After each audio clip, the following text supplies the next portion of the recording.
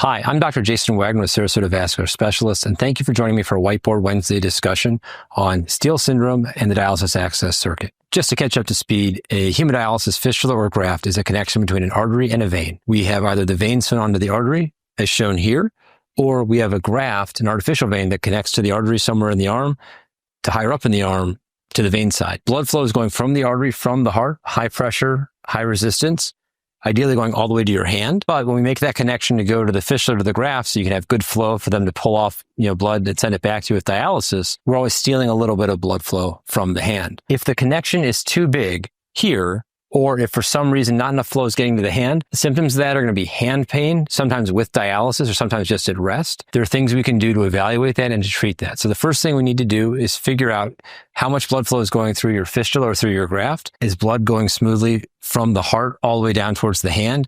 And where's the problem? If the problem is something closer to the heart or in the inflow part of the arm, we would treat that usually either from the groin or from the arm, coming in and opening up that blockage or issue. If the issue is beyond the connection between the artery and the vein, closer towards the hand, we would also treat that using ideally a minimally invasive way. If the arteries are all fine and it's just simply that the connection is too big between the artery and the vein, there's something called banding, where we can actually make a small incision around here and we actually narrow down the vein to create a smaller connection, so you have less flow going through the vein or the graft, and you help improve flow going towards the hand. If it's a fistula, there are things we can do called a distal revascularization and interval ligation, a DRIL, and that's where we actually make a little bypass higher up in the artery to lower down in the artery, and we get rid of that connection so the hand gets its own blood supply and the fistula gets its own blood supply. Alternatively, if it's an arteriovenous graft, if you just have a prosthetic graft in your arm, we would not do a drill. Rather, what we would do is we would just take your straight graft, which is a high flow, low resistance circuit, and we would double the length of it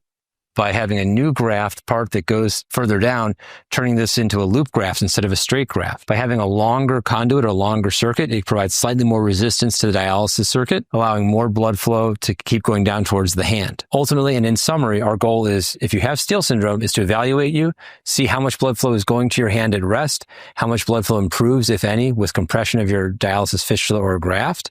And then we go down an algorithm that is very well codified to make sure that we figure out what's causing the problem and then fixing it as quickly and efficiently as possible without interrupting your ability to get dialysis. Again, I'm Dr. Jason Wagner with Sarasota Vascular Specialists, and thank you for joining me for Whiteboard Wednesday.